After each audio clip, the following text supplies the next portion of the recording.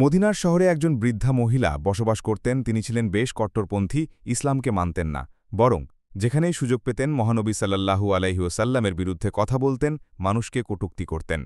প্রতিদিন সকালে মহানবী সাল্লাল্লাহু আলাইহি ওয়াসাল্লাম মসজিদে নববী বা মানুষের ঘরে ঘরে গিয়ে দাওয়াত দিতেন, হে মানুষ, এক আল্লাহর ইবাদত করো, আল্লাহ ছাড়া কারো দাসত্ব করো না। তার দাওয়াত ছিল শান্তির, ভালোবাসার আর দয়ার বার্তা। কিন্তু সেই বৃদ্ধা মহিলা কখনও তার কথা শোনেননি, বরং যখনই মহানবী সাল্লাল্লাহু আলাইহি ওয়াসাল্লাম তার ঘরের সামনে দিয়ে যেতেন, তিনি আবর্জনা ছুঁড়ে দিতেন। কখনো ধুলো ফেলতেন, কখনো কটু কথা বলতেন। মহানবী সাল্লাল্লাহু আলাইহি ওয়াসাল্লাম কখনই প্রতিশোধ নিতেন না। তিনি ধৈর্য ধরতেন, মুচকি হাসতেন আর বলতেন, হে আল্লাহ, এ মহিলা জানে না, তাই ক্ষমা করো। দিনের পর দিন এভাবেই চলতে লাগল। কিন্তু একদিন হঠাৎ কিছু ভিন্ন ঘটল। মহানবী সাল্লাল্লাহু আলাইহি ওয়াসাল্লাম যখন স্বাভাবিক মতো রাস্তা দিয়ে যাচ্ছিলেন, তিনি অবাক হয়ে দেখলেন আজ কোনো ধুলো নেই, কোনো আবর্জনা নেই, কোনো কটূক্তি নেই। তিনি থেমে গেলেন। মহানবী সাল্লাল্লাহু আলাইহি ওয়াসাল্লাম প্রতিবেশীদের জিজ্ঞেস করলেন, আজ আমি সেই বৃদ্ধার কোনো শব্দ শুনছি না, কি হয়েছে?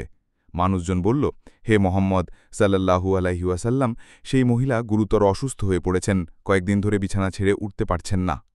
কথা শুনে মহানবী সাল্লাল্লাহু আলাইহি ওয়াসাল্লাম দেরি না করে সরাসরি তার ঘরে গেলেন। দরজায় দাঁড়িয়ে বললেন, আসসালামু আলাইকুম, আমি জানতে এসেছি কেমন আছেন আপনি।